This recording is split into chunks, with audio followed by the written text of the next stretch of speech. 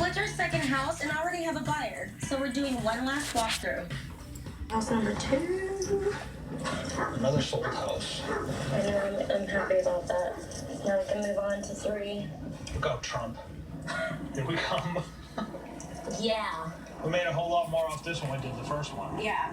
I just said Like, you know how we were rushing to get into the house we're in now? So, like, literally, there are still things that have not been unpacked since we moved in.